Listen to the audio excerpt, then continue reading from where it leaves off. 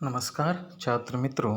आज की तासिका में हम विषय हिंदी व्याकरण और भाषा अध्ययन इसके अंतर्गत जो भाग है वाक्य के भेद इसका अध्ययन करेंगे। यह वाक्य के भेद कक्षा 8वीं, कक्षा 9वीं और कक्षा 10वीं तीनों कक्षाओं के लिए इस पाठ का अध्ययन उपयोगी है। इस वाक्य के भेदों का अध्ययन उनके परीक्षा में समाविष्ट किया गया है। तो सबसे पहले वाक्य के जो भेद हैं और वाक्य किसे कहते हैं उसके बारे में थोड़ी सी जानकारी हम लेंगे और उसके बाद जो वाक्य के भेद हैं उसको हम देखेंगे। तो देखिए यहाँ पर सबसे पहले आपको 3 वाक्य दिए गए हैं। भारत एक महान देश है, समय बहुत बलवान है, सदा सत्य बोलो।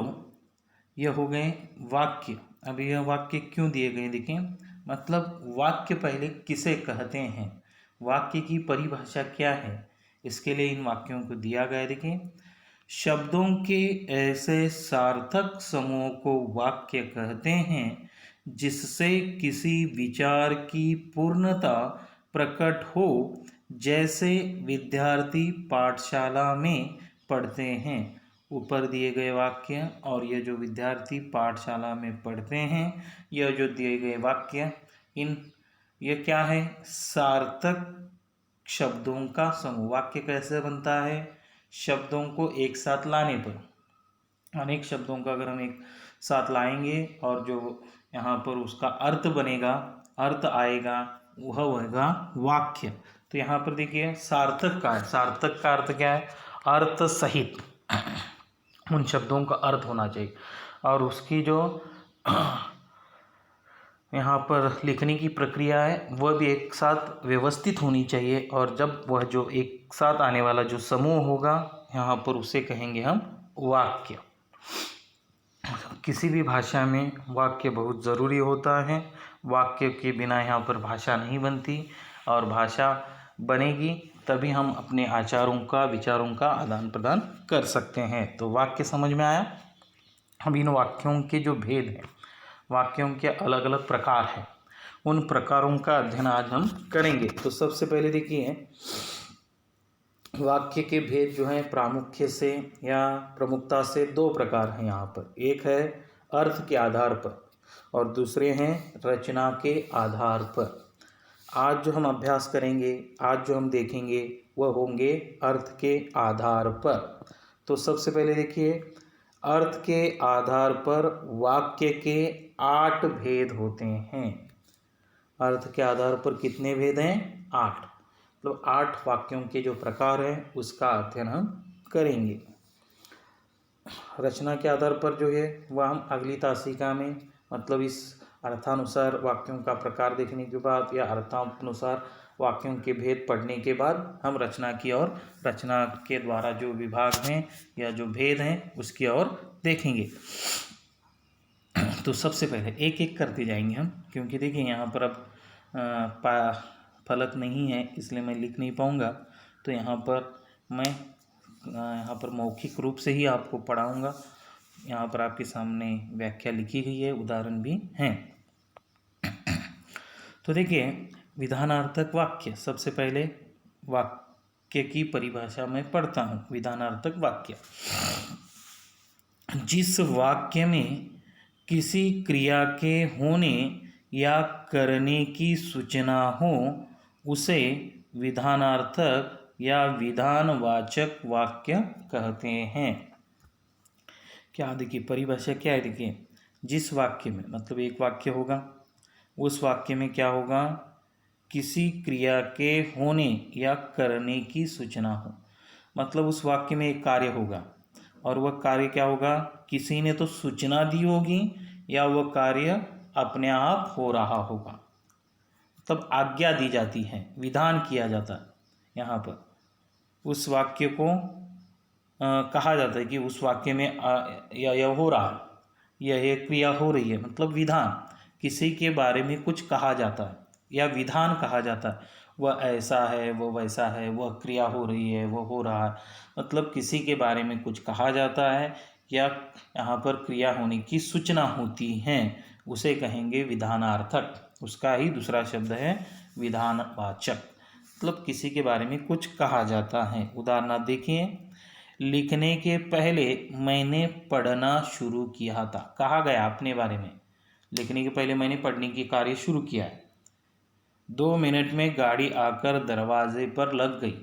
गाड़ी क्या कर रही है? आकर लग गई है, मतलब सूचना दी गई है या उस गाड़ी के बारे में विधान किया गया। यहाँ सर्दी अच्छी है, मतलब विधान है। देखिए इन वाक्यों में विधान है, मतलब यहाँ पर किसी के बारे में कुछ कहा है। सर्दी कैसी है, गाड़ी कैसे रुकी हुई है, कहाँ लगी हुई है, मैं क्या कर रहा हूँ, मतलब अपने बारे में, दूसरों के बारे में विधान किए जाते हैं या उसके बारे में कुछ कहा जाता है, तब होगा यहाँ पर विधानार्थक वाक्य।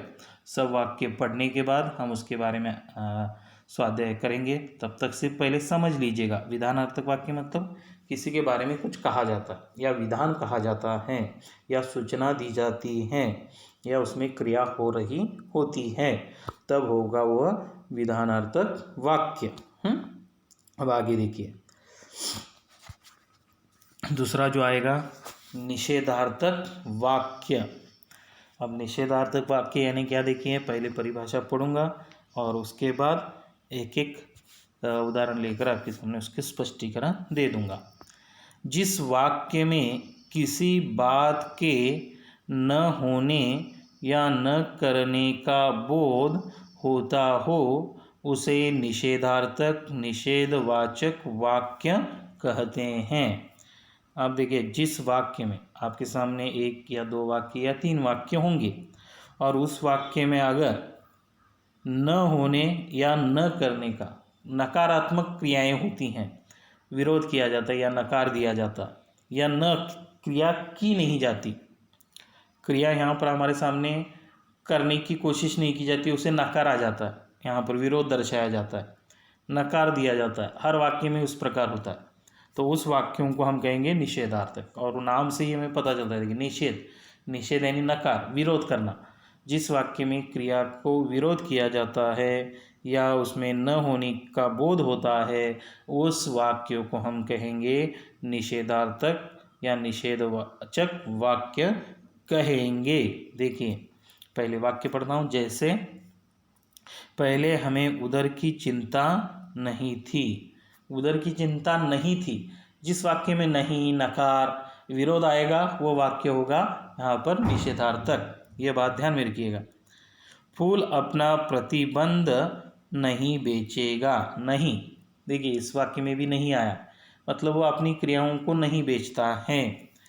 नागर जी के पिताजी सरकारी कर्मचारी नहीं थे। देखिए हर वाक्य में आपको दिखाई देगा नकार, विरोध या न होने का बोध है। देखिए नहीं थे, कर्मचारी नहीं थे, सरकारी कर्मचारी नहीं थे, प्रतिबंध नहीं बेचेगा, उधर की चिंता नहीं थी, मतलब वाक्य में नकार ज़्यादा से ज़्यादा आते हैं। जिस वाक्य में नकार है, विरोध है, यहाँ पर उसे ठुकराया जाता है, उसे हम कहेंगे निषेधार्थक वाक्य। ध्यान में रखिएगा। अब आगे देखिए, प्रश्नार्थक वाक्य जो तीसरा है, आसान है, समझ लेने के बाद हमें तुरंत समझ में आ जाएगा। जिस वाक्य में किसी प्रकार का प्रश्न किया गया हो, उसे प्रश्नार्थक या प्रश्नवाचक वाक्य कहते हैं। आसान है। देखिए किसी प्रकार का प्रश्न, जिस वाक्य में प्रश्न उपस्थित किया गया है, जिस वाक्य में प्रश्नार्थक चिन्ह है या जिस वाक्य में प्रश्नों को पूछा गया है, ऐसे जो वाक्य होंगे वह होंगे यहाँ पर प्रश्नवाचक वाक्य या प्रश्नार्थक वाक्य। उदाहरण आपके सामने दिए गए हैं। देखिए, आप किसको अपना आदर्श मानते हैं। यहाँ पर किसको, यह प्रश्नवाचक शब्द आया हुआ है, आगे प्रश्न चिन्ह दिया गया है। इससे हमें बिल्कुल बोध हो जाता है कि यह जो है वह प्रश्नवाचक वाक्य हो सकता है। मतलब जिन वाक्यों में प्रश्नवाचक शब्दों का इस्तेमाल किया जाता है और जिससे प्रश्न निर्मिति होती है, जिन वाक्यों में प्रश्न निर्मिति होती है उसको हम कहेंगे प्रश्नवाचक या प्रश्नार्थक वाक्य। इसमें कोई बड़ी बात या डरने की कोई बात नहीं है। अब आगे देखिए, क्या ठंड भरे मौसम में आकाश के तारे धुंधले दिखाई देते हैं? क्या वाक्य की शुरुआत में ही यहाँ पर प्रश्नवाचक चिन्ह लगाया गया है।